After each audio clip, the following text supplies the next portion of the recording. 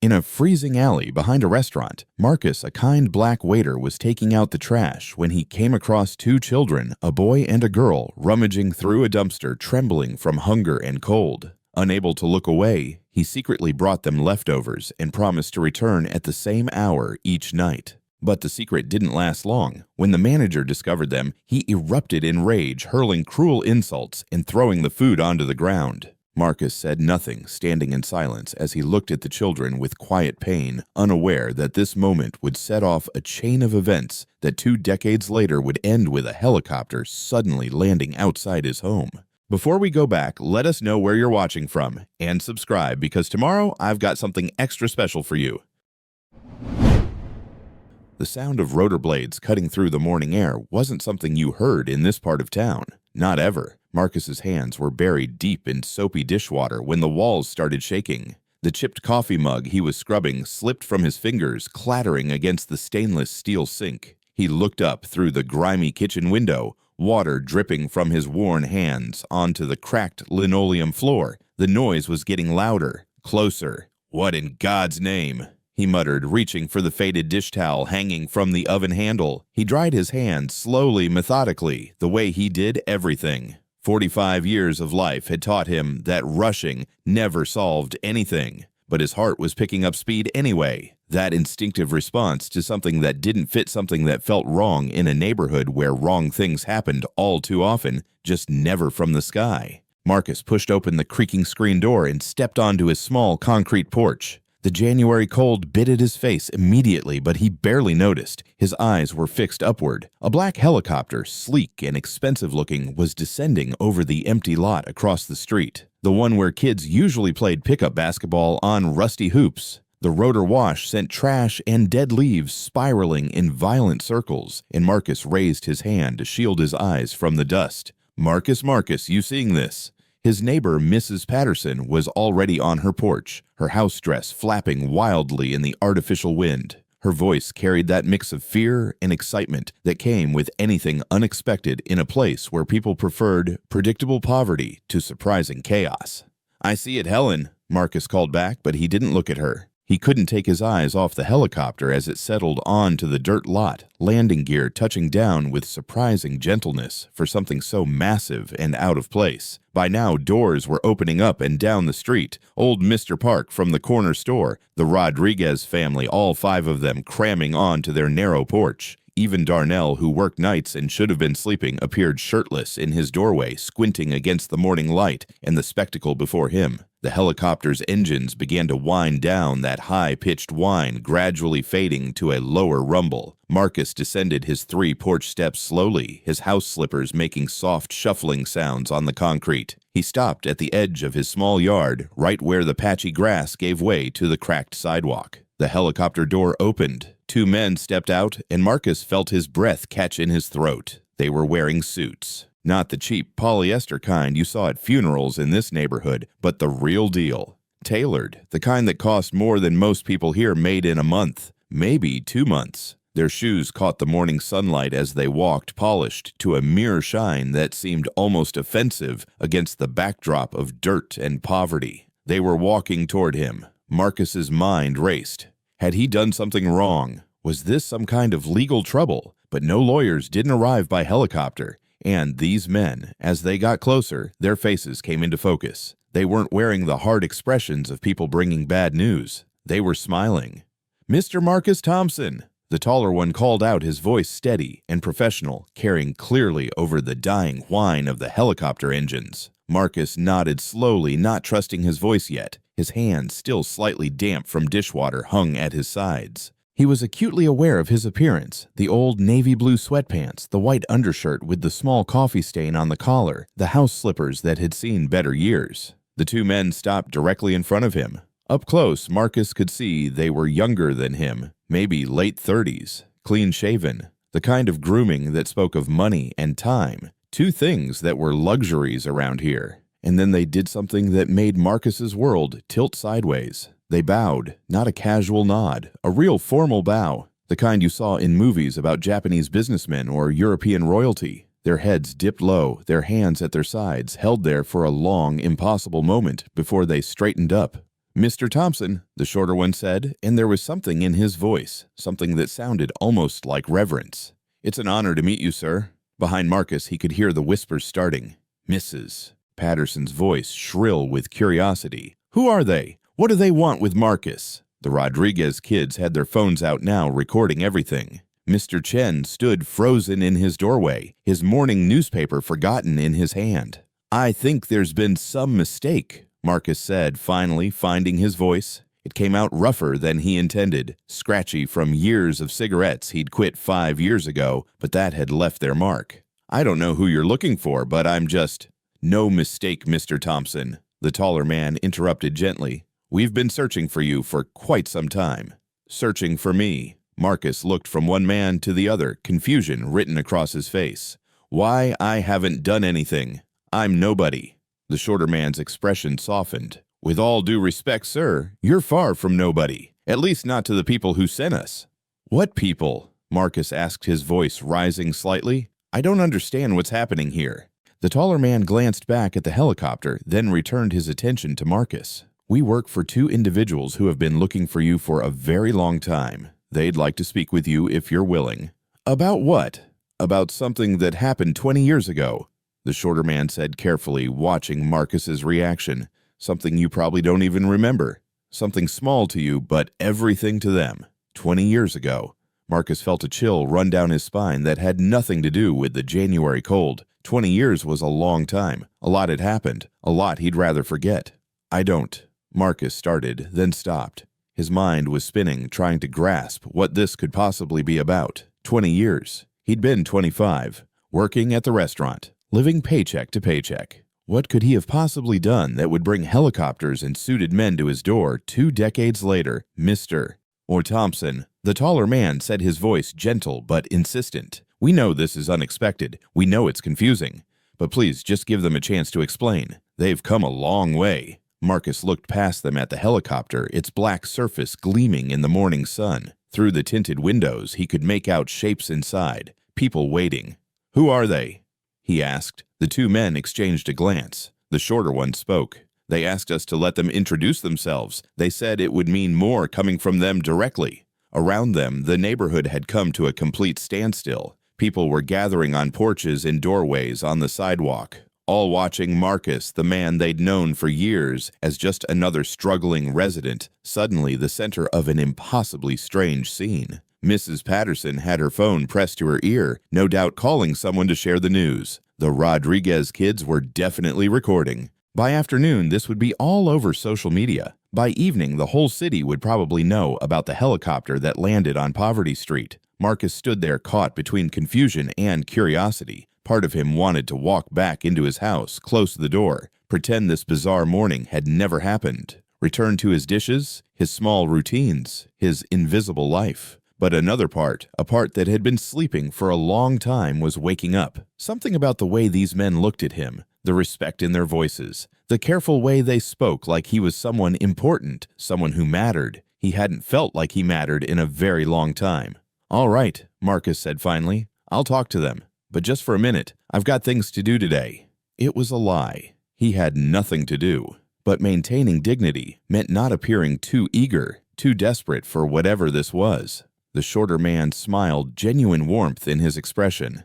"Thank you, Mr. Thompson. I promise you won't regret this." They turned and began walking back toward the helicopter. Marcus followed, his house slippers scuffing against the pavement. He felt every eye in the neighborhood on him, felt the weight of their curiosity and speculation. As they crossed the street, Marcus caught sight of his reflection in a car window. An older man in sweatpants and a stained undershirt walking toward a $1 million helicopter like he belonged there. The absurdity of it almost made him laugh. They reached the helicopter and the taller man opened the door wider, stepping aside. "Mr. Thompson," he said formally, "may I present Leo and Sarah Thompson." The names meant nothing to Marcus. He'd never heard them before, or if he had, he didn't remember. But then 2 people stepped out of the helicopter and the world stopped spinning. A man in his late 20s, tall and well-built, wearing a suit that probably cost more than Marcus's car. His dark hair was styled perfectly, his face clean-shaven and confident. And a woman roughly the same age, beautiful and poised, in a designer dress and heels. Her hair was pulled back in an elegant-style diamond earrings catching the morning light. They were strangers, wealthy, successful strangers who had no business knowing Marcus Thompson, except for their eyes. Marcus stared at those eyes, and somewhere in the back of his mind a memory stirred, something old and buried from a cold winter night that felt like a lifetime ago. The man and woman stepped forward, and Marcus saw their hands were shaking, saw tears forming in the woman's eyes, saw the man's jaw clench with emotion he was struggling to control. And then, just like the suited men before them, they bowed, deep, respectful, reverent. When they straightened, the woman spoke first, her voice breaking.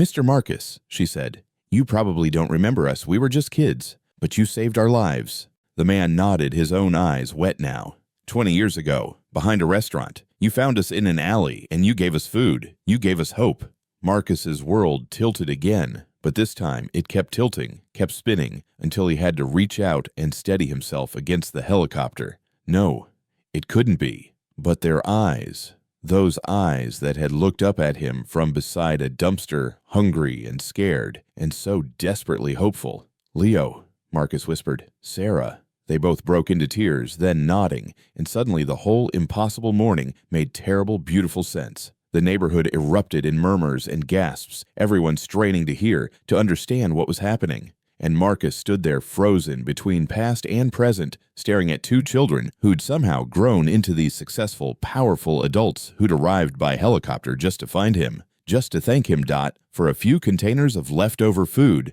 given on cold winter nights 2 decades ago. 20 years ago, winter, the same kind of cold that made your bones ache. He closed his eyes, and suddenly he wasn't 45 anymore. He was 25, young and strong, working the evening shift at Golden Fork Restaurant on 5th Avenue. The place had pretensions of being upscale with its white tablecloths and fake French menu, but Marcus knew better. He'd seen the kitchen, seen how the chef reheated yesterday's soup, and called it fresh. But it was a job. It paid rent. And Robert Manning, the owner, was particular about his staff looking presentable, even if he treated them like dirt. Marcus could still remember that night. Tuesday. Always slow on Tuesdays. He'd finished his shift around 11, helped the kitchen staff clean up, grabbed his coat from the break room. The head chef, Ramon, had called out to him, "Marcus, take this out back, will you? Trash needs to go before I lock up."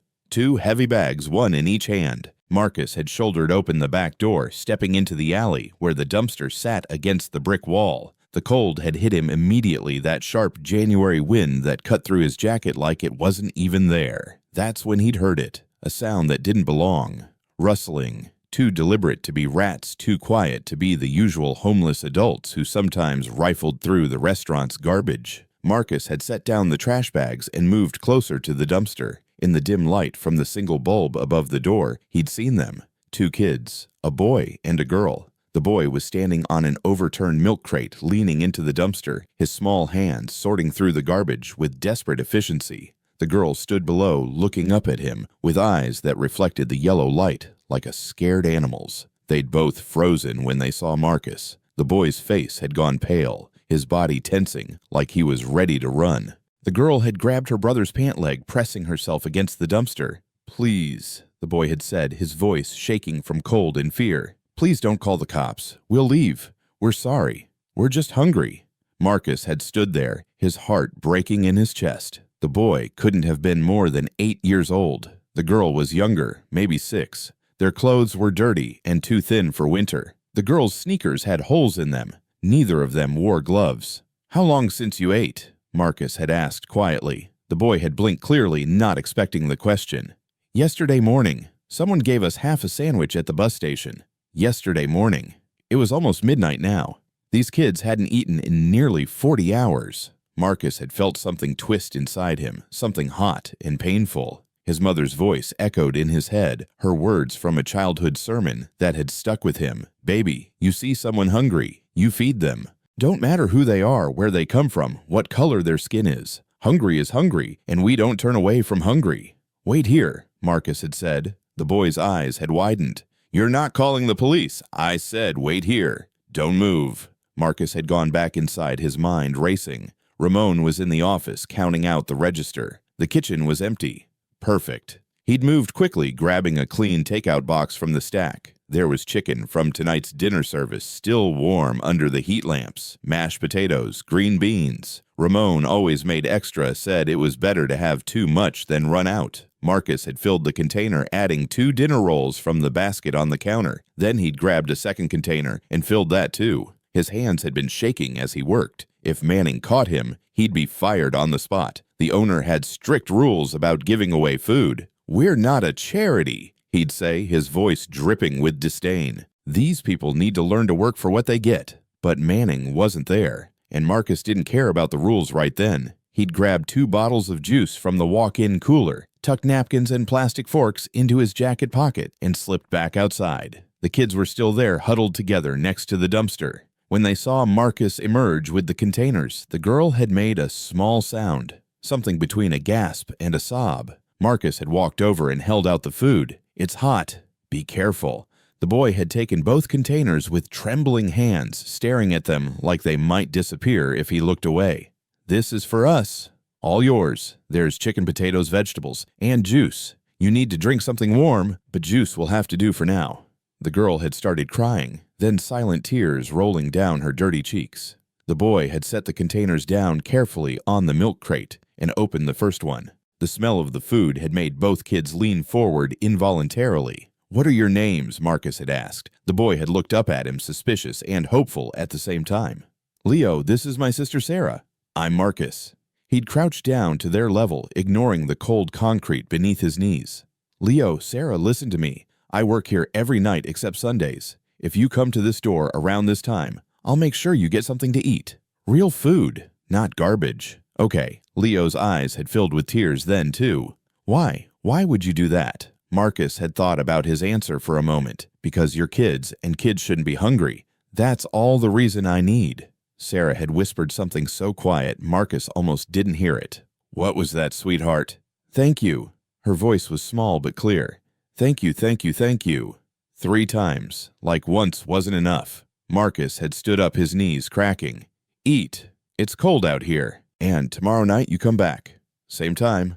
I'll be here." He'd left them there, sitting on the milk crate together, sharing the food with a reverence that made Marcus's chest ache. As he'd walked back inside, he'd heard Leo's voice, shaky but determined. "See, Sarah, I told you. I told you there were still good people." That had been the first night. After that, it became routine. Marcus would work his shift, and around 11 he'd prepare 2 containers of whatever was being served that night. He'd pack them carefully, making sure there was protein and vegetables, always including the dinner rolls, because Sarah had mentioned once that they were her favorite. Some nights, the kids would talk to him. Leo told him they'd been on their own for 6 months, since their grandmother died. They'd been bounced around foster homes, but kept running away because they wouldn't be separated. Sarah was quieter, but she'd started smiling at Marcus, these small, shy smiles that felt like victories. Marcus had started bringing other things too.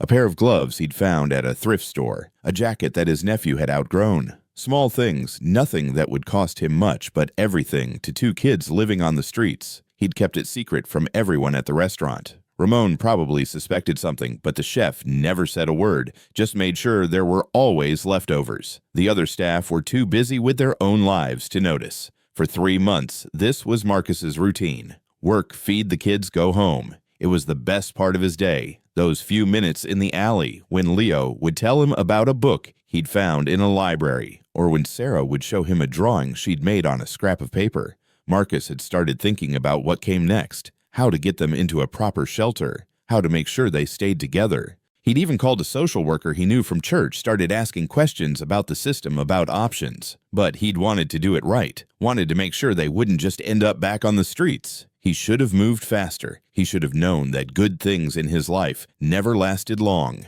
The memory shifted, darkening like clouds covering the sun. Marcus's hand tightened on the doorknob as his mind pulled him forward to the night. Everything changed. It was a Thursday. Marcus remembered because Thursdays were Manning's inspection days. The owner would show up unannounced, usually around 9 or 10, walking through the restaurant with his clipboard and his permanent scowl, finding fault with everything. But that Thursday, Manning had come late, almost midnight. Marcus had just finished preparing the food for Leo and Sarah, 2 containers still steaming. He'd added extra rolls because it was particularly cold that night, the kind of cold that made you feel like winter would never end. He'd pushed open the back door, expecting to see the kids waiting by the dumpster like always. They were there, but they weren't alone. Robert Manning stood in the alley, his expensive coat pulled tight against the cold, his face red with anger, and something else, something uglier.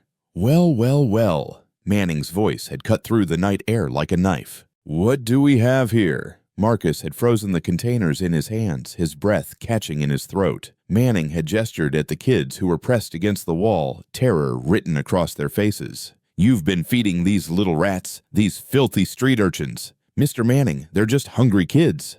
I don't pay you to give away my food to trash. Manning had moved fast for a man his age, crossing the alley in 3 strides. He'd snatched the containers from Marcus's hands so violently that the lids popped off, and then he'd thrown them. The food had exploded across the dirty alley floor. Chicken and potatoes scattered across the concrete. The containers clattered and bounced, coming to rest in a puddle of dirty water. Sarah had let out a small cry, her hand flying to her mouth. Mr. Manning, please. Marcus had started to speak, but Manning had turned on him, getting right in his face. Please, what? Please, let you steal from me. Please, let you turn my restaurant into a soup kitchen for these animals. The door behind them had burst open. Several customers had come out, drawn by the noise. Some of the kitchen staff, too. Within seconds, there was an audience, a semicircle of shocked faces watching the scene unfold. Manning had seemed to feed off their presence, his voice getting louder. You people are all the same, aren't you? Think the world owes you something. Think you can just take whatever you want and call it charity. Marcus had felt his jaw clench. I was giving them leftovers, food that would have been thrown away. That's not your decision to make. Manning had grabbed Marcus by the shirt, his fingers twisting the fabric. You're nothing but a waiter. You don't make decisions. You follow orders, and I'm ordering you to get on your knees and clean up this mess you made. The alley had gone silent. Even the traffic noise from the street seemed to fade away. Excuse me? Marcus's voice had been quiet, dangerous. You heard me. On your knees. Clean it up with your bare hands. Show these kids what happens when you don't know your place.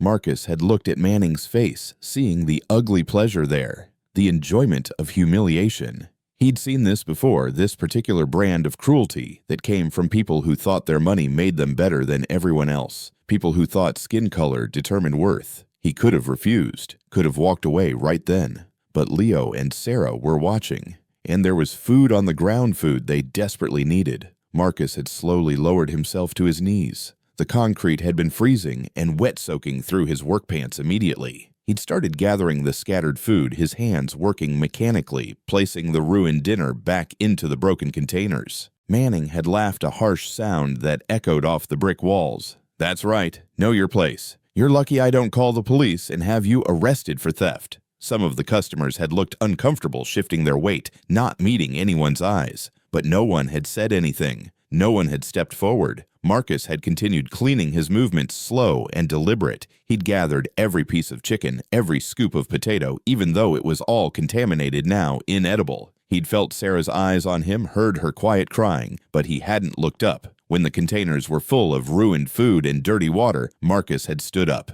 His knees ached, his hands were filthy, but he'd kept his face neutral, his eyes steady. You're fired, Manning had said, pulling out his wallet. He'd thrown a few bills on the ground where the food had been. That's your pay for this week. Consider yourself lucky you're getting anything. Marcus had looked at the money lying in the puddle, then back at Manning's face. Pick it up, Manning had commanded. No. The word had hung in the air like a challenge. Manning's face had turned even redder. What did you say to me? I said no. Marcus had straightened his shoulders. You can fire me. You can humiliate me. You can throw food on the ground and make me clean it up, but I won't grovel for money in a puddle. I have more dignity than that. For a moment, something like fear had flashed across Manning's face, but it was quickly replaced by rage. You'll never work in this city again. Manning had hissed, his voice low and venomous. I know every restaurant owner, every business manager. I'll make sure everyone knows what kind of thief you are. You'll be lucky if you can get a job cleaning toilets by the time I'm done with you. Marcus had looked at him for a long moment, and in that look was something Manning didn't understand. It wasn't anger. It wasn't fear. It was calculation. Cold, patient calculation. We'll see, Marcus had said quietly. He'd turned away from Manning, from the scattered money, from the gawking customers. He'd walked over to where Leo and Sarah stood huddled together. Leo had been crying silently, his small body shaking. Sarah's face was buried in her brother's shoulder. Marcus had knelt down in front of them one more time, bringing himself to their eye level. His voice had been soft, meant only for them. "Listen to me carefully. This isn't your fault. None of this is your fault. You hear me?" Sarah had looked up, her eyes red and swollen. "We're sorry. We're so sorry. You lost your job because of us." "No." Marcus had put a gentle hand on each of their shoulders. "I lost my job because that man is cruel and small. That's on him, not you. Never think you're not worth kindness. Never think you don't deserve to eat. You understand." Leo had nodded, wiping his nose on his sleeve. "What will you do now?" Marcus had smiled, though it hadn't reached his eyes. "I'll figure something out. I always do. But you two need to promise me something." "What?" Sarah's voice had been barely a whisper. "Promise me you'll keep trying, keep surviving, keep being good people. The world is full of folks like him." Marcus had jerked his head toward Manning, who was still ranting to the customers about theft and ingratitude. "But there are good people too. You'll find them. Just promise me you won't give up."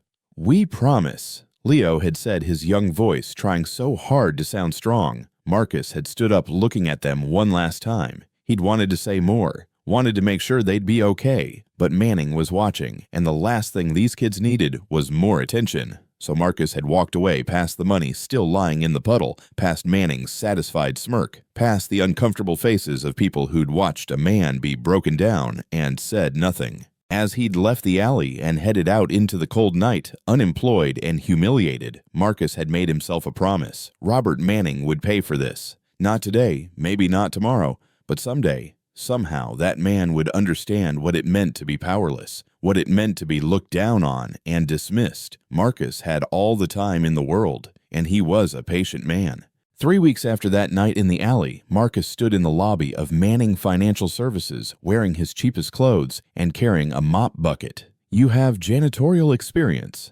The HR manager, a tired-looking woman in her 50s, barely glanced up from her paperwork. "Yes, ma'am, 10 years." The lie came easily. Marcus had spent those 3 weeks learning everything he could about cleaning services, memorizing terminology, watching YouTube videos on proper floor maintenance. Night shift, 11 p.m. to 7 a.m., $8 an hour. You start tonight.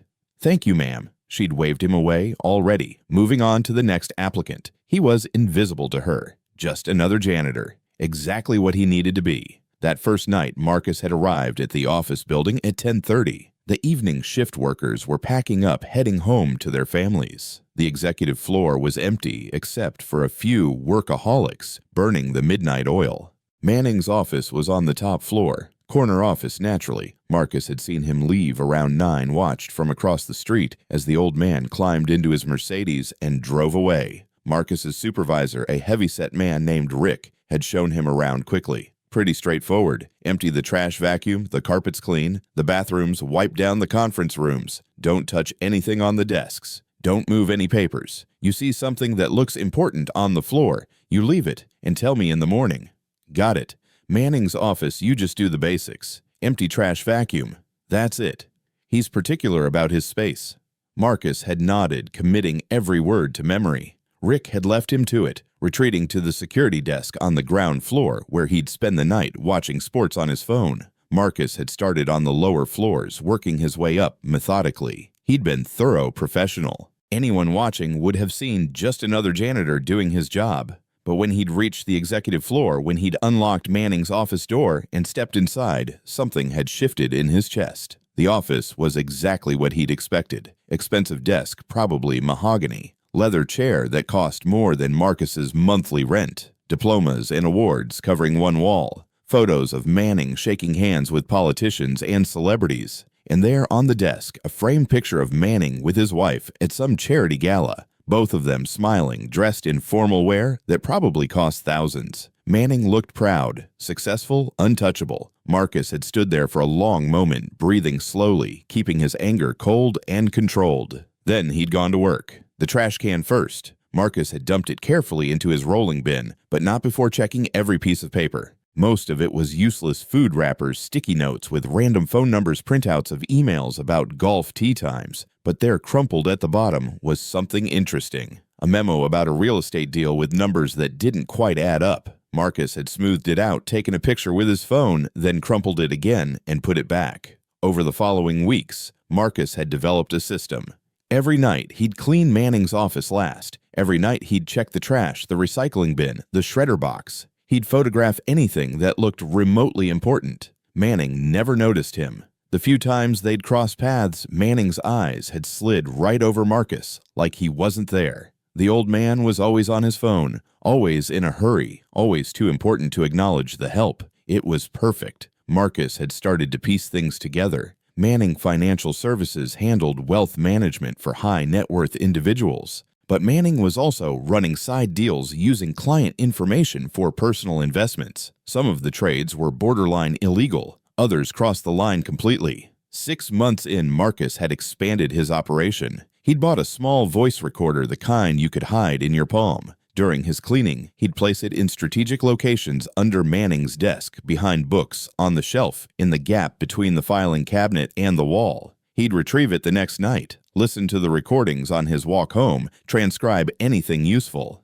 Manning talked to himself when he thought he was alone. He'd mutter about creative accounting and those idiots at the IRS. He'd have phone conversations about moving money offshore, about clients who didn't need to know about certain fees. Marcus documented it all. A year in, he'd upgraded to a small camera disguised as a pen that he'd position in Manning's pencil holder. The video quality wasn't great, but it was enough to capture Manning signing documents, enough to record which files he pulled from his safe. 2 years in, Marcus had a storage unit full of evidence, boxes of photographs, transcripts, audio files, a timeline of Manning's illegal activities spanning back years, everything organized by date, by type of crime, by potential financial impact. He'd taught himself about tax law reading library books during his lunch breaks. He'd learned about SEC regulations, about RICO statutes, about wire fraud and money laundering. At night, after his cleaning shift, Marcus would go home and work on his documentation, creating spreadsheets, cross-referencing dates, building a case that would make any prosecutor's mouth water. The other janitors thought he was weird, this quiet man, who never joined them for drinks, who spent his breaks reading instead of scrolling through his phone. Rick thought he was boring but reliable, the kind of employee you could forget about. Manning thought he didn't exist. 3 years in, Marcus had watched from the shadows as Manning had berated a young accountant to tears over a minor error. The old man's face had been red with rage, his voice echoing through the office as he'd questioned the woman's intelligence, her competence, her worth. The accountant had quit the next day. Marcus had added it to his notes. Not illegal, but character evidence, the kind of thing that painted a picture of who Robert Manning really was. 4 years in, Manning had promoted someone over a more qualified candidate. Marcus had been cleaning the conference room during the decision meeting, invisible as always. He'd heard Manning say, "I'm not putting a woman in charge of the investment division. Clients want to see a man." More notes, more evidence. 5 years in, Marcus had everything he needed. Tax evasion going back a decade, securities fraud, falsified records, misappropriation of client funds. Each crime documented, dated, supported by physical evidence. But he'd waited. Patience was his weapon, and timing was everything. He'd needed Manning to get bigger, more successful, more arrogant. He'd needed the fall to be from a greater height. So Marcus had kept cleaning, kept documenting, kept being invisible. Manning had walked past him thousands of times over those 5 years. Sometimes when Marcus was mopping the floor, Manning would step right over the wet area without even breaking stride. Phone pressed to his ear, too important to go around. Once Manning had actually bumped into Marcus, causing the old man to spill his coffee. Manning had turned furious, ready to unleash his anger. But when he'd seen it was just the janitor, just the help, his face had relaxed. "Watch where you're going," he'd muttered and walked away without another word. Marcus had cleaned up the spilled coffee without comment. Another night, Marcus had been emptying the trash when Manning had come back to the office late, drunk from some business dinner. The old man had slumped in his chair, loosened his tie, and started talking to the photos on his desk. 20 years I've been building this," he'd slurred. 20 years of making the right deals, kissing the right asses, knowing who to step on and who to lift up. And I'm untouchable now. Untouchable. Marcus had continued emptying the trash, the sound of the waste bin liner crinkling the only response. Manning had looked up, seeming to notice him for the first time. "You know what the secret is? Huh, you want to know?"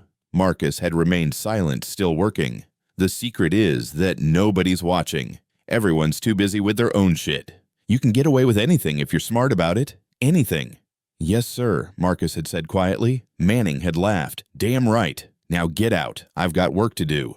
Marcus had left carrying the trash, carrying the secret that someone had been watching. Someone had been documenting every move, every crime, every arrogant assumption of immunity. By year 7, Marcus had refined his exit strategy. He'd made copies of everything stored in 3 separate locations. He'd digitized all the documents, uploaded them to encrypted cloud storage. He'd created a detailed index that would make the evidence easy to navigate for prosecutors. He'd contacted a lawyer, paying for the consultation with money he'd saved from his meager salary. The lawyer had reviewed a summary of the evidence and whistled low. "This is big," the lawyer had said. "Federal case big. Maybe even RICO big. You sure you want to go through with this?" "I'm sure. It'll be messy. Manning will fight back. He's got money for good lawyers." "He's got money he stole," Marcus had corrected. "And I've got the proof."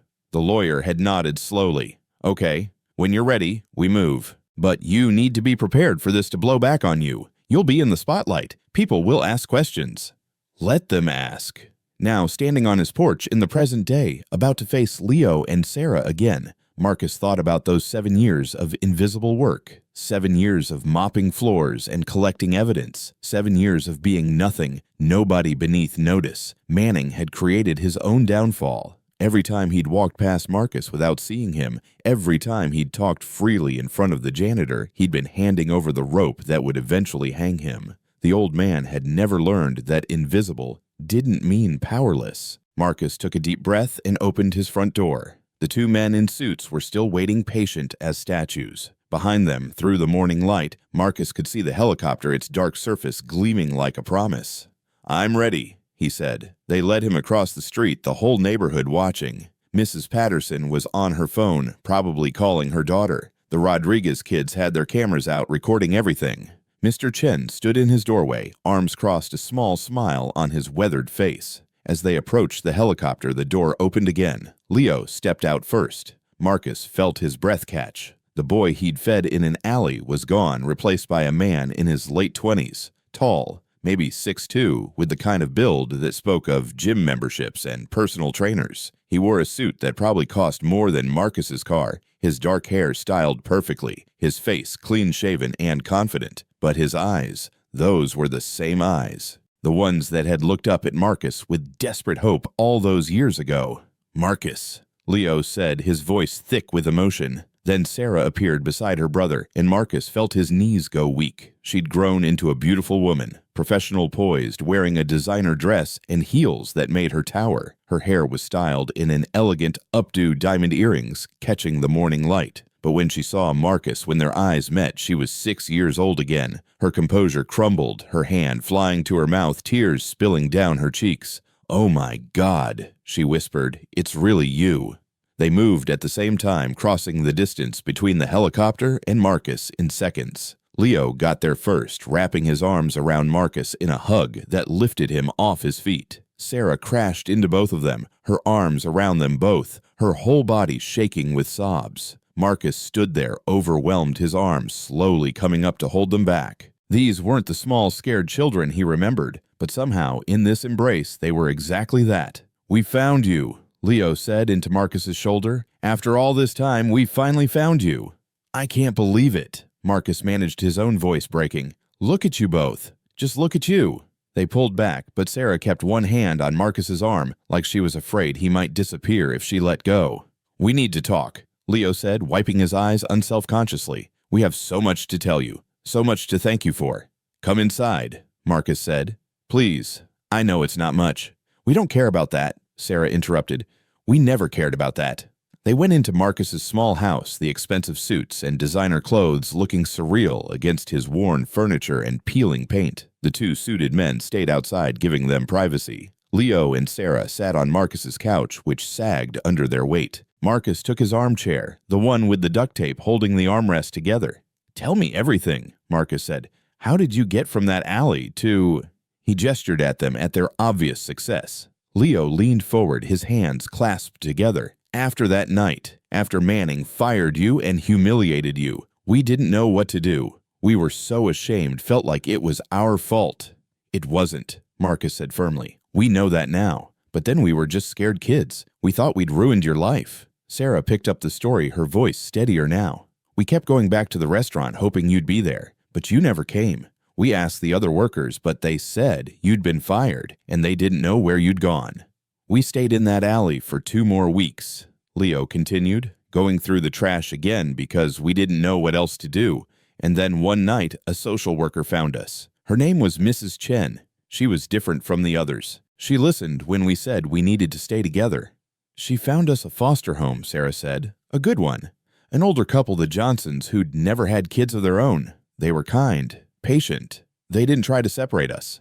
And they had books. Leo's eyes lit up even now. Shelves and shelves of books. Mrs. Johnson was a retired teacher. She saw that I loved reading and she encouraged it.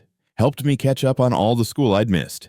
Leo got a full scholarship to State University, Sarah said, pride evident in her voice. First in our family to go to college. He studied finance. Marcus felt his eyebrows rise. Finance. Leo nodded, a grim smile on his face. I wanted to understand how money worked, how people like Manning built their wealth. I wanted to learn their game so I could beat them at it.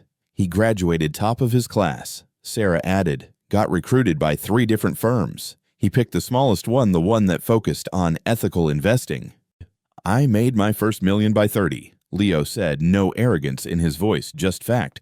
I'd been investing my own money since college, small amounts at first, but I had a knack for it, seeing patterns, understanding market psychology. He started his own firm 5 years ago, Sarah continued, Thompson Capital, named after you. Marcus's head snapped up. What? Thompson Capital, Leo repeated. Your last name. Because you gave us our start. You gave us hope when we had nothing. It felt right. Sarah smiled. I went a different route. The Johnsons supported me through law school. I wanted to help people who couldn't help themselves. I'm a public defender now, but I also do pro bono work for homeless advocacy groups. She's won 3 major cases against the city, Leo said proudly. Forced them to increase shelter funding, improve conditions in group homes. We never forgot you, Sarah said, her hand finding Marcus's again. Every success, every achievement, we'd think about that man in the alley who gave us food, who treated us like we mattered. We tried to find you, Leo said. Started searching 5 years ago when we had the resources, but you'd moved around a lot. Different jobs, different addresses. You were hard to track. I didn't want to be found, Marcus admitted. After Manning fired me, I kept my head down. Took whatever work I could get. Tried to stay invisible. Why? Sarah asked gently.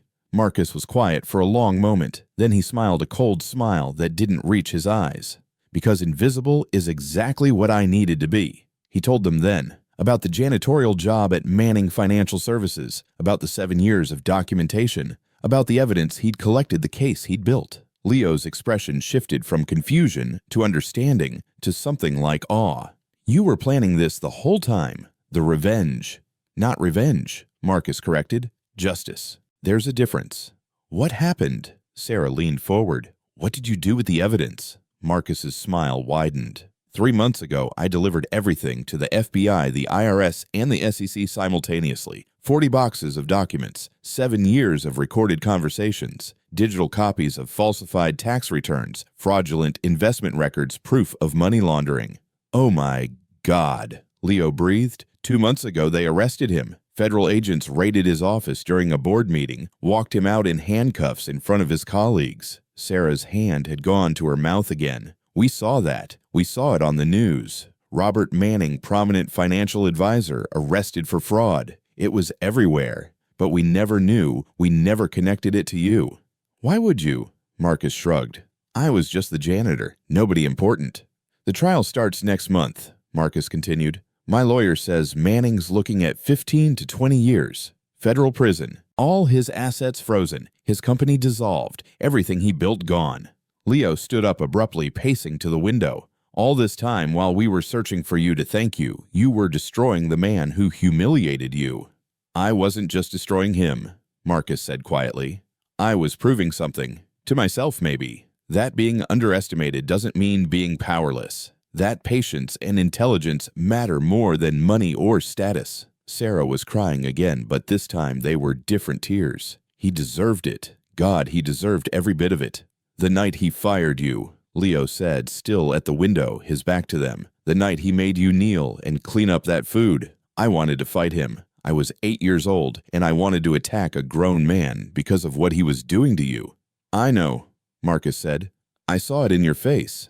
But you were calm. Even on your knees cleaning up garbage, you were calm. I didn't understand it then. Because I was already planning, Marcus admitted. In my head, even then I was thinking about how to make him pay. The humiliation just made me more focused. Leo turned around, and there was something fierce in his eyes. You taught us that night. You taught us that dignity isn't about standing or kneeling. It's about knowing your own worth regardless of what anyone else thinks. We've tried to live by that, Sarah added. Every case I take, every time I stand up for someone, the system's forgotten. I think about you on your knees in that alley, maintaining your dignity, even when someone was trying to strip it away. Marcus felt his eyes burning again. I just gave you some food. You gave us more than that, Leo said, coming back to sit beside his sister. You gave us proof that good people exist, that kindness is real, that we deserve to survive. And now we want to give something back, Sarah said. That's when Leo pulled out a folder from inside his jacket. He handed it to Marcus with both hands like it was something sacred. What's this? Marcus asked. Open it. Marcus opened the folder. Inside were legal documents dense with text, but the header was clear enough. Thompson Foundation, Articles of Incorporation. We're starting a foundation, Leo explained, to help homeless youth, get them off the streets into safe housing, provide education, job training, mental health services, everything Sarah and I needed but barely got. The foundation needs a chairman, Sarah said, someone who understands what these kids are going through, someone with integrity and compassion. We want you, Leo said simply. Full salary benefits, whatever you need. But more importantly, we want your wisdom, your guidance, your heart. Marcus stared at the documents, the words blurring through his tears. I'm not qualified for something like this. You're the most qualified person we know, Sarah insisted. You saved us. You can help save others. The paperwork's already filed, Leo added. The funding's secured. We're just waiting for you to say yes. Marcus looked up at them, these two people who'd gone from scared children eating garbage to successful adults offering him a future. I don't know what to say. Say yes, Sarah said, squeezing his hand. Say you'll let us finally pay back what you gave us. You don't owe me anything. We know, Leo said, but we want to do this. We've wanted to do something for you for 20 years. Please let us.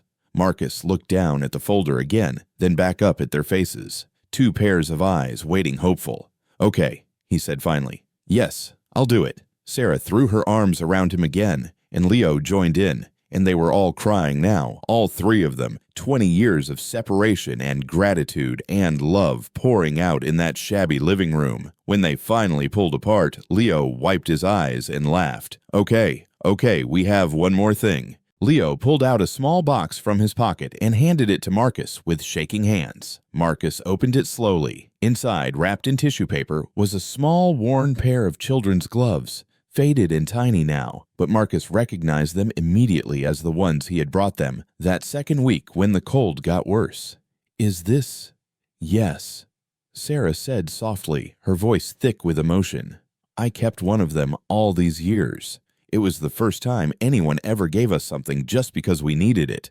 Not because we begged or stole, but because you saw we were cold and you cared. Marcus carefully lifted the little glove, turning it over in his hands. Sarah, you kept this for 20 years. I took it everywhere, she said. Every foster home, every apartment in college, every place I've lived. It was my reminder that kindness is real, that good people exist. We wanted you to have it now, Leo added quietly, because you need to know how much that small act meant. How much you meant. How much you still mean. Marcus held the bread in his palm, feeling its weight lighter than air, but heavier than anything he'd ever carried. Thank you, he managed. Thank you for finding me. Thank you for never forgetting. How could we forget? Sarah smiled through her tears. You saved our lives. No. Marcus shook his head. You saved mine. I just didn't know it until now. 3 days after Leo and Sarah's visit, Marcus stood outside the Federal Detention Center in downtown. The building was gray and imposing, all concrete and tiny windows designed to intimidate. He'd thought about this moment for a long time, whether he even wanted it, whether seeing Manning face to face would bring closure or just open old wounds. But he needed to do this, needed to look the man in the eye now that their positions were reversed. The guard led him through security, taking his phone, his keys making him walk through metal detectors, then down long corridors, fluorescent lights buzzing overhead, the smell of institutional cleaning products everywhere. The visiting room was small, divided by a plexiglass partition. Marcus sat in the plastic chair and waited. After 10 minutes, the door on the other side opened. Robert Manning shuffled in, wearing an orange jumpsuit that hung loose on his frame. He'd lost weight, Marcus noticed. The confident swagger was gone, replaced by the careful movements of someone who'd learned to be small, to not draw attention. His face was gray stubble covering his cheeks.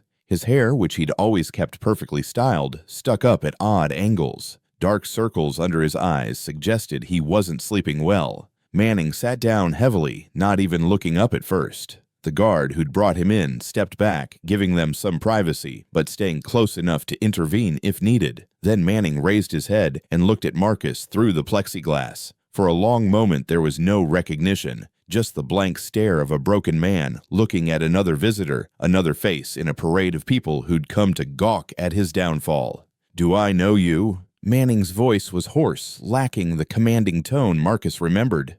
"Golden Fork Restaurant," Marcus said quietly. 20 years ago. Winter night. You caught me giving food to 2 homeless kids in the alley." Manning's eyes narrowed, searching his memory. You made me get on my knees and clean up the food you threw on the ground. You fired me, told me I'd never work in this city again."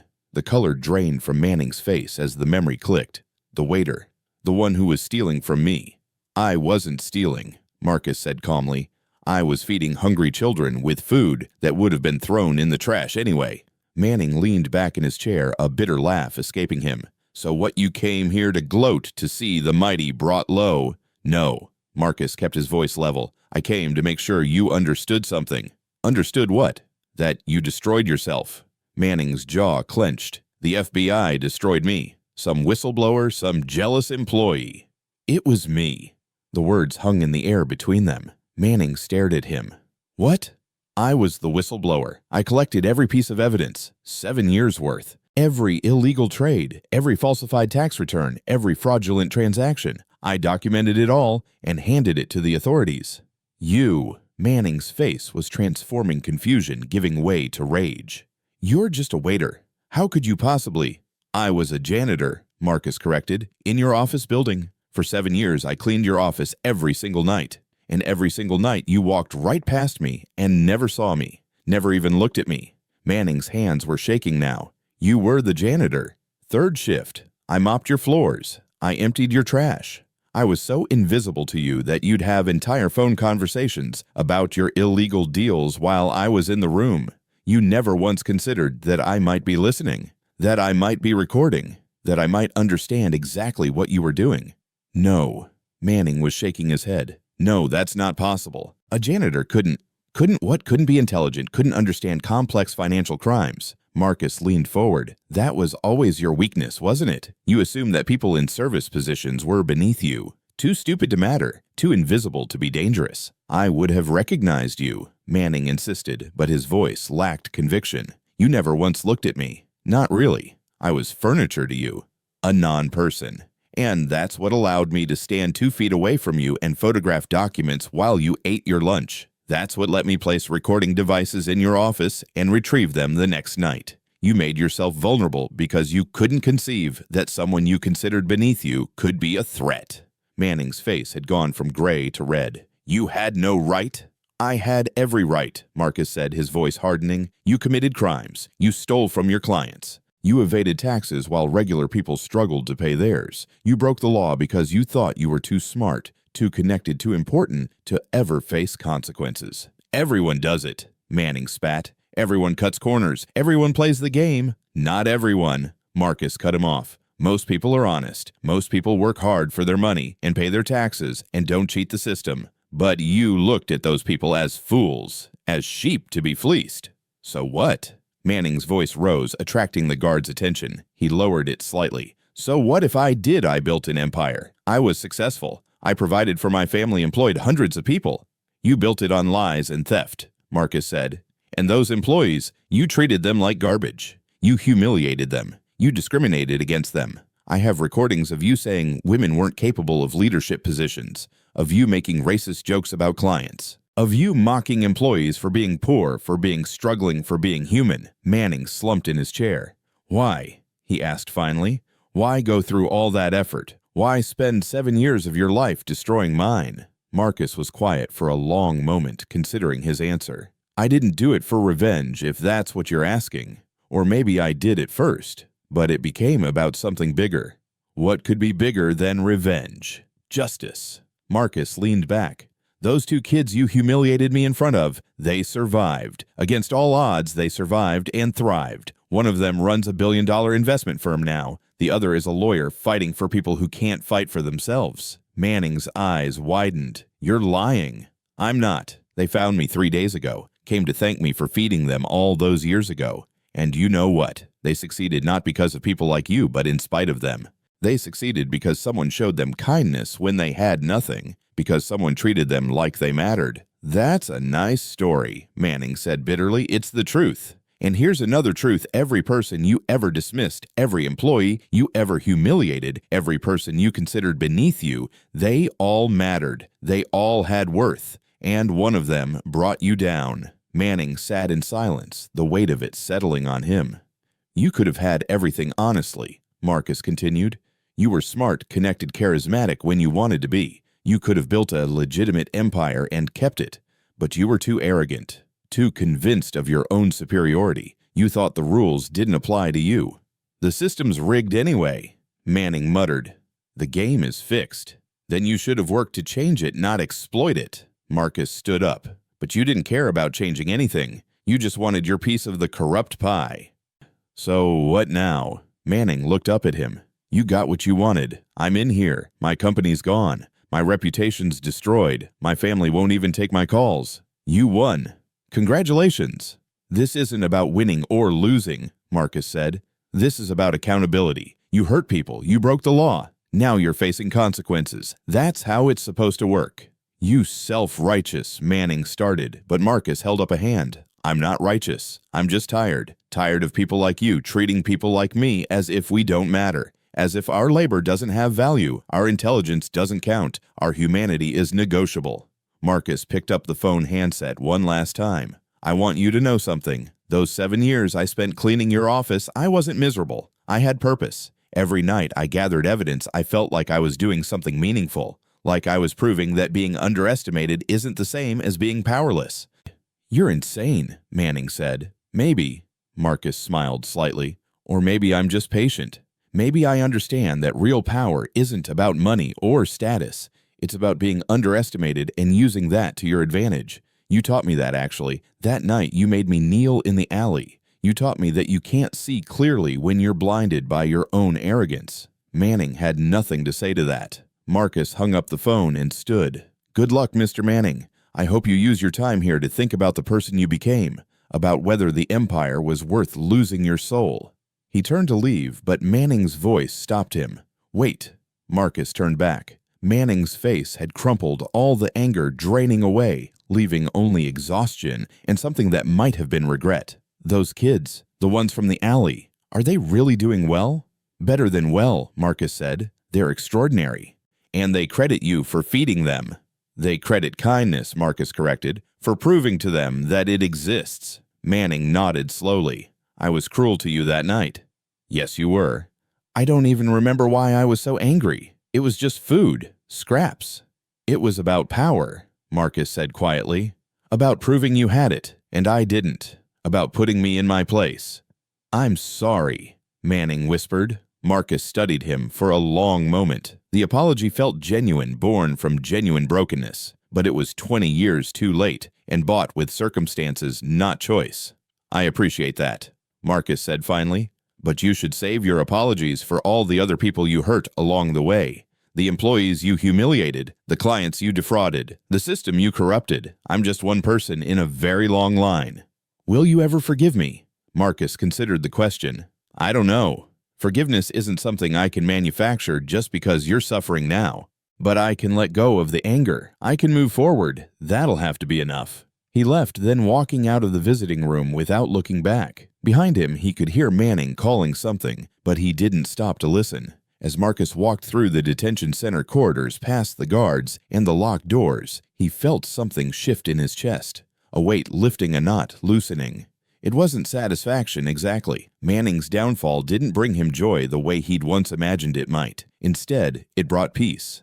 The knowledge that justice existed, that patience paid off, that being invisible didn't mean being powerless. Marcus stepped out into the afternoon sunlight, breathing deeply. Somewhere in the city, Leo and Sarah were probably at work, building their own empires on foundations of integrity and compassion, and next week Marcus would join them, would start his new position with the Thompson Foundation, would help other kids find their way off the streets and into futures worth living. 20 years ago, he'd given 2 children some food and some hope. Now they were giving him purpose. The circle was complete. After months of hearings, testimonies, and mounting evidence, the trial finally came to an end. Marcus stood in front of a building he'd never imagined he'd be standing in front of. The Marcus Thompson Youth Center was 5 stories of brick and glass, modern and welcoming, situated in the heart of the neighborhood where he'd grown up. The grand opening was today. Television crews had set up their cameras on the street. Local politicians hovered near the entrance, ready for their photo opportunities. Community leaders, business owners, and what looked like half the city had turned out for the ribbon-cutting ceremony. Marcus tugged at his tie, uncomfortable in the new suit Leo had insisted on buying him.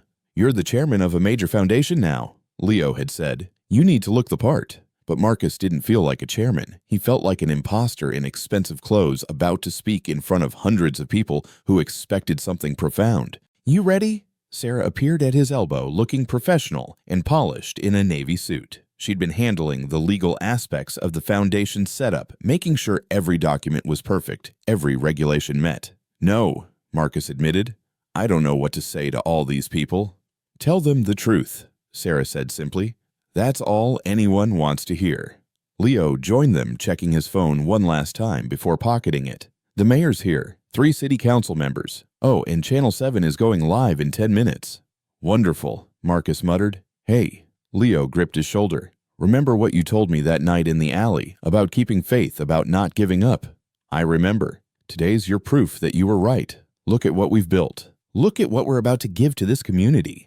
Marcus looked at the building again. They'd spent months designing it, making sure it was more than just a shelter. The first floor had a commercial kitchen and a dining hall where kids could get hot meals. The second floor had classrooms equipped with computers and books where they could catch up on their education or learn job skills. The third floor had counseling offices staffed with therapists who specialized in trauma. The fourth floor had temporary housing, clean rooms with real beds for kids transitioning off the streets. The fifth floor had offices for case managers who would help connect kids with permanent housing, healthcare, and family services. It was everything Leo and Sarah had needed 20 years ago and hadn't gotten. "Mr. Thompson," a young woman with a clipboard approached. "We're ready to start whenever you are." Marcus took a deep breath. "Let's do this." They walked to the front of the building where a small stage had been set up. The crowd quieted as Marcus, Leo, and Sarah took their positions behind the podium. The mayor spoke first, of course, talking about the city's commitment to fighting homelessness, about community partnerships, about hope for the future. Marcus only half listened, his attention caught by faces in the crowd. Mrs. Patterson was there, dressed up in what was probably her church outfit, beaming with pride. The Rodriguez family stood near the front, all 5 of them, the kids holding up their phones to record. Mr. Chen had closed his store for the event, standing with his wife, both of them smiling. And in the back, leaning against a car, was Rick, the supervisor from Marcus's old janitorial job. When their eyes met, Rick nodded a gesture of respect that Marcus returned. Then it was Leo's turn to speak. He talked about statistics, about the 1,000 homeless youth in the city, about the success rates of comprehensive support programs. He was polished and professional, every inch the billionaire CEO. Sarah spoke next, her lawyer's training evident in her clear, passionate speech about children's rights, about systemic failures, about the moral imperative to protect the most vulnerable. And then it was Marcus's turn. He stepped up to the microphone, looking out at all those expectant faces. His hands were shaking, so he gripped the podium to steady them. "I'm not good at speeches," he started, and a few people in the crowd chuckled sympathetically. "I'm a janitor. Well, I was a janitor. Now I'm apparently a chairman, which still feels weird to say." More chuckles. He was relaxing slightly. 20 years ago, I was working at a restaurant. I made minimum wage, took the bus home to a one-room apartment, struggled to pay bills, like most of you probably do. One night I found two kids in the alley behind the restaurant digging through the trash for food. The crowd had gone quiet listening. They were scared when they saw me. Thought I'd call the police, chase them away. But I looked at them, these two little kids who were so hungry they were eating garbage, and I thought about what my mama always told me. You see someone hungry, you feed them. Marcus paused, gathering his thoughts. So I did. I gave them food from the restaurant. Not garbage, real food, hot food. And I kept doing it every night I worked. It wasn't heroic. It wasn't special. It was just human decency. He looked at Leo and Sarah standing off to the side, both of them with tears in their eyes. Those two kids are standing right here today. Leo Thompson, who runs one of the most successful investment firms in the country. Sarah Thompson, who's won landmark cases protecting children's rights. They came from nothing. They survived on scraps and determination, and they succeeded because someone showed them that they mattered. But here's the thing, Marcus continued, his voice getting stronger. I didn't save them. They saved themselves. All I did was give them a little bit of hope at a moment when they needed it most. That's what this center is about. Not saving anyone, but giving people the tools and support they need to save themselves. He gestured to the building behind him. Inside here, kids will get hot meals, they'll get education, they'll get counseling and health care. They'll get someone who listens to them, who believes in them, who sees their potential instead of just their problems. Because every kid deserves that. Every single one. The crowd was wrapped now, completely silent, except for the occasional sniffle. People ask me why this place is named after me. Truth is, I tried to talk them out of it. Marcus smiled slightly. I told Leo and Sarah that I didn't do anything worth naming a building after, but they insisted. They said this place represents second chances, represents the power of small kindnesses, represents hope. He looked directly at the cameras now. If you're watching this and you're a kid living on the streets, scared and hungry and thinking nobody cares, I want you to know something. You matter. Your life has value. Your future is worth fighting for. And this place, this center, it's here for you. No judgment, no conditions. Just support and a chance to build something better. Marcus's voice cracked slightly. And if you're someone who sees people struggling and thinks it's not your problem, I want you to reconsider. Every person you pass on the street has a story, has dreams, has potential. Sometimes all they need is one person to see them, really see them, and show them kindness. He stepped back from the microphone, and the crowd erupted in applause. People were standing clapping, some openly crying.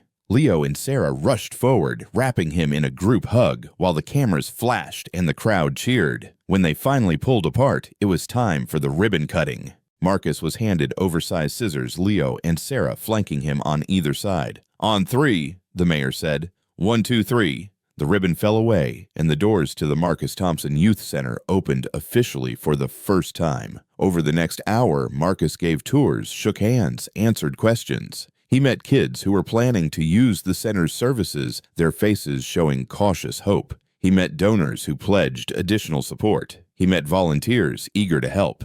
But the moment that stuck with him came near the end of the day. A young boy, maybe 9 years old, approached him shyly. "Mr. Thompson." Marcus knelt down to the boy's level. "Hey there, what's your name?" "Carlos." The boy clutched a backpack to his chest. "Are you really the janitor, the one who helped those kids?" "I am. My mom says we might need to come here soon. She lost her job and we got evicted from our apartment." Marcus felt his heart constrict. "I'm sorry that's happening to you, Carlos." "She's scared to come. Thinks people will judge us. Think we're lazy or bad." "There's no judgment here," Marcus said firmly. "Everyone needs help sometimes. There's no shame in that. Really. You come here with your mom whenever you need to. Okay, we'll make sure you get fed, and we'll help your mom find resources to get back on her feet." The boy's eyes filled with tears. "Thank you. Thank you for being brave enough to ask for help. That takes courage." After Carlos and his mother left, Marcus stood alone for a moment in the main lobby. The building smelled of fresh paint and new carpeting. Sunlight streamed through the large windows. It was beautiful and hopeful, and everything he'd never imagined having a hand in creating. Pretty amazing, isn't it? Marcus turned to find Sarah standing in the doorway. It is, he agreed. You know what the best part is? Sarah came to stand beside him. In the back of the building, we've got a community garden. We're going to teach kids how to grow their own food, give them job skills in landscaping and agriculture. That's wonderful.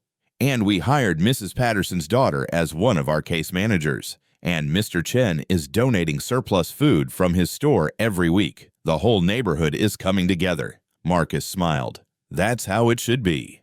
They stood in comfortable silence for a moment. I saw the news this morning, Sarah said quietly. Manning's sentencing is next week. I know. Are you going to attend? Marcus shook his head. No, that chapter's closed. I'm focused on this now. He gestured around the center. On building something good instead of tearing something bad down. You did both, Sarah pointed out. You brought justice and created opportunity. Maybe. Definitely. She linked her arm through his. Come on. Leo wants to show you the plaque we installed in the garden. We didn't ask your permission because we knew you'd say no. What does it say? Kindness is never wasted. Small acts of compassion can change the world. And then it's signed Marcus Thompson, January 2005. I never said that. No, but you lived it. Which is better?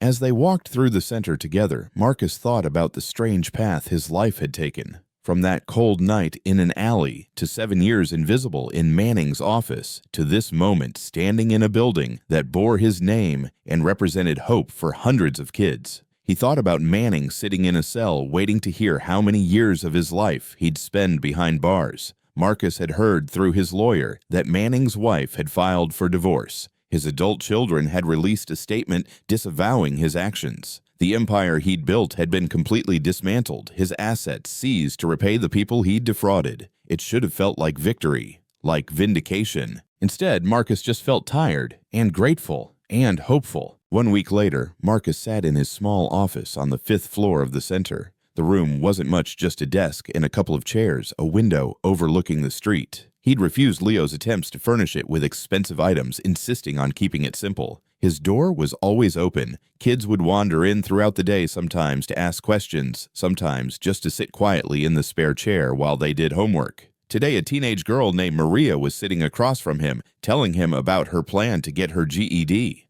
I never thought I could go to college, she was saying. My counselor at school said I wasn't college material, but Miss Thompson, the lawyer one, she said, that's bullshit. Sorry, I mean, it's okay, Marcus said, smiling. And she's right. You're definitely college material. You really think so?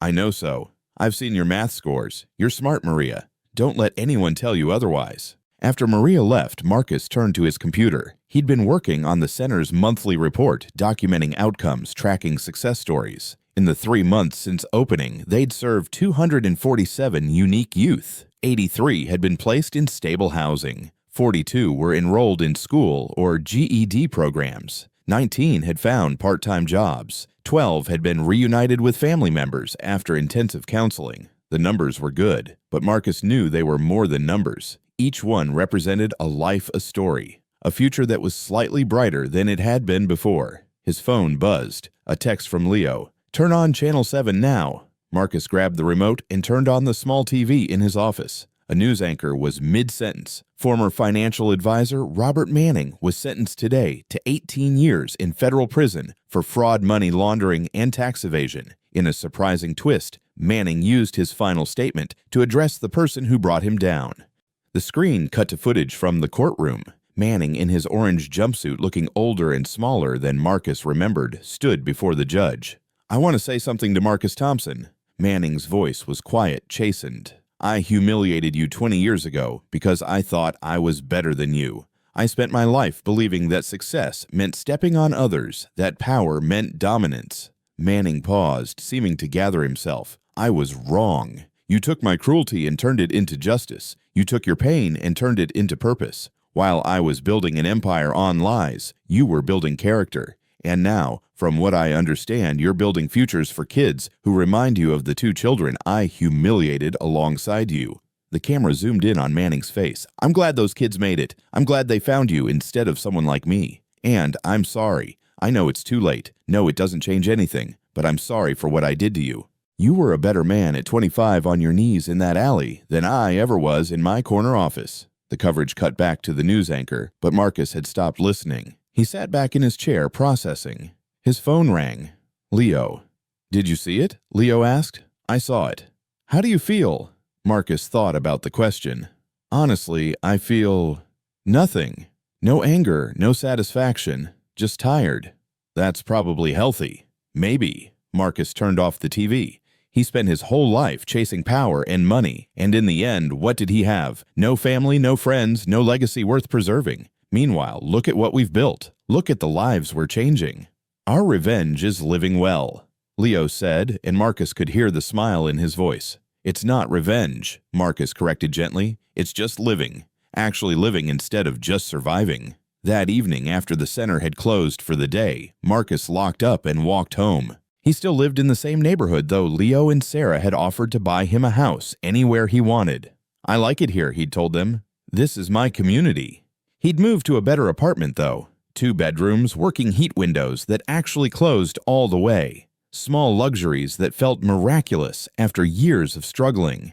As he walked, he noticed someone sitting on a bench near his building. As he got closer, he recognized Rick, his old supervisor from the janitorial company. "Rick, what are you doing here?" Rick stood up, looking uncomfortable. "Hey, Marcus. Hope it's okay I waited for you.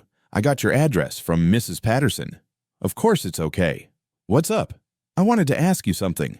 Rick shuffled his feet. "The center. You hiring?" Marcus raised an eyebrow. "What kind of position are you looking for?" "Janitorial," Rick said. "I know it sounds weird asking you for a job doing what you used to do, but I saw what you built, man. I want to be part of it. Want to help keep that place clean and safe for those kids." Marcus studied his old supervisor. Rick had always been decent to him, fair, if not particularly warm. "You know the pay's probably less than what you make now as a supervisor." "I don't care about that." Rick met his eyes. "I care about doing something that matters. You taught me that. All those years you never complained, never cut corners. You did your job with dignity, and look where it led." "It led to a lot of hard years," Marcus pointed out, "but it also led to this, to making a real difference." Rick pulled out a folded piece of paper. "I brought my resume, if you'll consider me." Marcus took the resume, tucked it in his pocket without looking at it. "You start Monday, 7 a.m. Talk to Jennifer in HR, she'll get you set up." Rick's face broke into a huge grin. "Seriously, just like that. Just like that. You're a good worker, Rick. And you're right, it does matter. That building, those kids, it all matters." After Rick left, nearly dancing with excitement, Marcus climbed the stairs to his apartment. Inside, he made himself a simple dinner chicken and rice, nothing fancy. As he ate, he thought about the strange circle his life had made. From feeding 2 kids in an alley to running a center that fed hundreds. From being humiliated on his knees to standing proud at a ribbon cutting. From invisible janitor to visible chairman. But the core of who he was hadn't changed. He was still the man who couldn't walk past hunger without doing something about it. Still the man who believed in dignity and patience and the long game. His phone buzzed again. This time, a group text from Sarah. "Family dinner tomorrow night. My place. No excuses." Family. The word made Marcus smile. He'd been alone for so long, no wife, no kids, just himself and his work. But now he had Leo and Sarah who called themselves his kids, even though they were grown adults with their own lives. He replied, "I'll be there." That night, as Marcus lay in bed, he thought about Manning in his cell, alone with his regrets. He thought about the 18 years stretching ahead of the old man time to reflect on choices made and bridges burned. And he thought about the kids who'd come through the center today, their faces hopeful and scared in equal measure, looking for someone to believe in them. Tomorrow, Marcus would be back at the center. He'd listen to their stories, help them navigate systems, remind them that they mattered. He'd continue the work that had started with 2 hungry kids and a few containers of leftover food. It wasn't glamorous. It wasn't what most people would call revenge or victory, but it was everything. As Marcus drifted off to sleep, his last thought was of his mother, gone now for 15 years, but still so present in his mind. "I fed them, Mama," he whispered into the darkness, "just like you taught me. And look what grew from it." He could almost hear her voice, warm and proud. "That's my boy. That's my good boy." Outside his window, the city hummed with life. Somewhere out there, kids were sleeping rough, hoping for tomorrow to be better than today. And now, because of Marcus, because of Leo, And Sarah, because of a community that came together, some of those kids had a place to go. A warm meal, a second chance. The Marcus Thompson Youth Center stood in the heart of the neighborhood lights, still glowing in the windows, a beacon of hope in the darkness. And on a park bench 6 blocks away, Robert Manning's former colleague walked past, saw the building, and read the name emblazoned above the door. He stopped, pulled out his phone, and Googled Marcus Thompson. The search results told a story of kindness, patience, and justice. Of a man who'd been underestimated and used that to bring down corruption. Of 2 children saved by compassion who grew up to change the world. The colleague stood there for a long time reading. Then he pulled out his wallet and made a donation to the center through his phone. It was a small act, just a few $100s, but Marcus would have smiled if he'd known, because small acts mattered. They always had. And sometimes if you were patient enough, kind enough, strong enough, those small acts grew into something beautiful, something that outlasted empires built on cruelty, something that actually mattered. Join us to share meaningful stories by hitting the like and subscribe buttons. Don't forget to turn on the notification bell to start your day with profound lessons and heartfelt empathy.